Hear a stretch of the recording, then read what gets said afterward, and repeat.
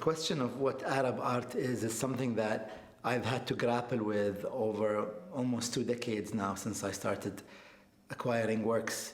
It's an issue that I would like to see through a geographical lens rather than an ethnic perspective. The idea that the Arab world encompasses many different minorities and majorities in some countries, whether it is Amazigh in North Africa or Kurds and Armenians in the Levant, or Persian Arabs, Turkmen Arabs, African Arabs.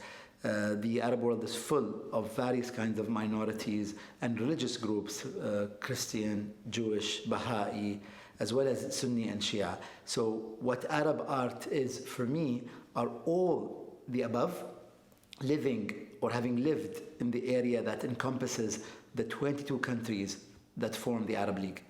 Arab art is one of the many various facets that make up the Arab world or Arab culture.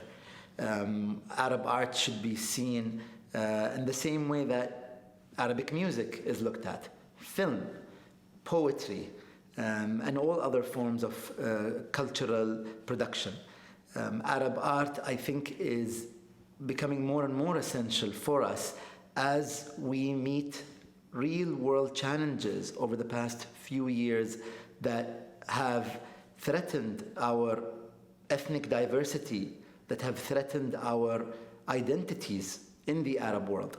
The fact that there are certain groups that do not want to see culture prosper and differences being celebrated. Arab art or art in general, whatever the ethnicity or the mantra that we like to look through, should be celebrated. And I think that it's becoming more and more important as time goes by. I think what contemporary art is a reflection of their identities. And for a person from the Levant, for example, what contemporary art could be is very different than for someone in the Gulf. And yet there's so much overlap. Contemporary art, I think, is a reflection of what is happening in today's history, whether it is the extremist groups that have emerged, whether it is the environmental challenges that we face, whether it is the political situations that we have faced over the past few years, and whether it is the beautiful things that we celebrate as well amongst us. Everything from food to music that bring us all together, I think, are reflected in a lot of works by artists in the Arab world. So Arab art really is a vehicle from which we can express ourselves and be seen and be humanized. I would look at Arab art emergence from the mid-19th century onwards.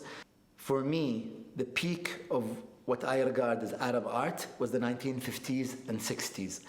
The reason I look at these 2 decades was that most Arab states had won their independence or had fought for their independence from colonial rule. And so there was a very strong push, not only from society at large for an individual identity that is counter to the foreign imposed identities, but also through the nation state itself, through the government itself. Over the past 6 or 7 decades, many governments in the Arab world attempted to use art to influence the populations. We've seen the governments of Iraq, for example, and even in Syria, invite a lot of famous artists and architects to create monuments for Iraqis and Syrians as well. But in the case of Iraq, they've invited artists, and they wanted to give the Iraqis a new sense of identity, a new sense of belonging, something that would bring all the Iraqis together.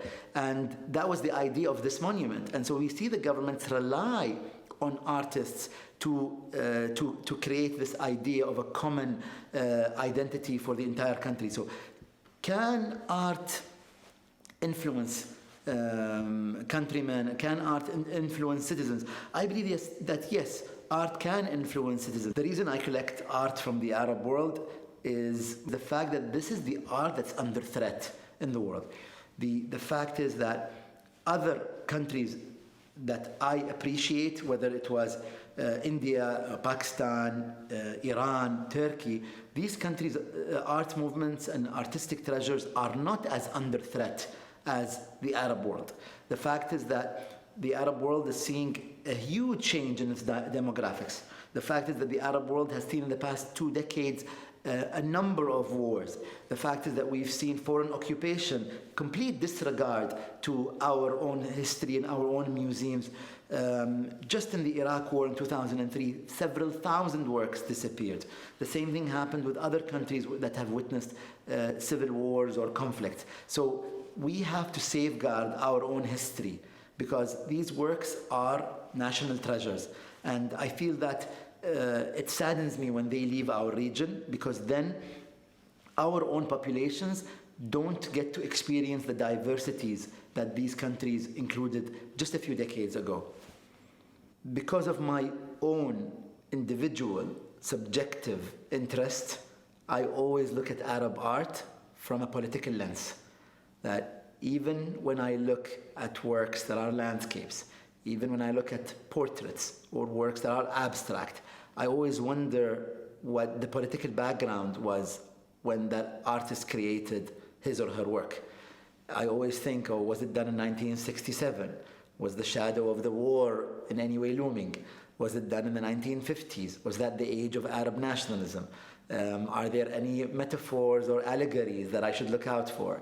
So this does not in any way mean that the work is political, but because of my own personal interest in modern Middle Eastern history, I always look at the artwork through a political lens.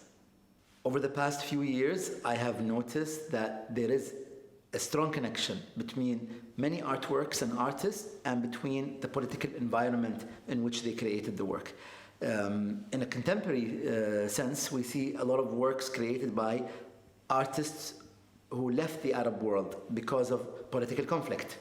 But if you go back several decades, a lot of the artists were creating work as a response to political developments, whether these were internal or external. And in fact, even going back to the 1940s, whether it was the occupation of Palestine in 1948, a lot of artists across the region reacted to that. Then you look at 1956, the tripartite aggression against Egypt.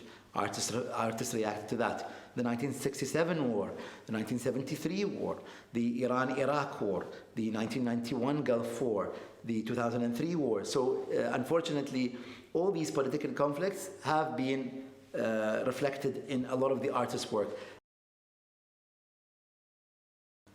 It's very challenging to name the most important artworks in the Arab world, but I might share with you a couple that I think that were very important.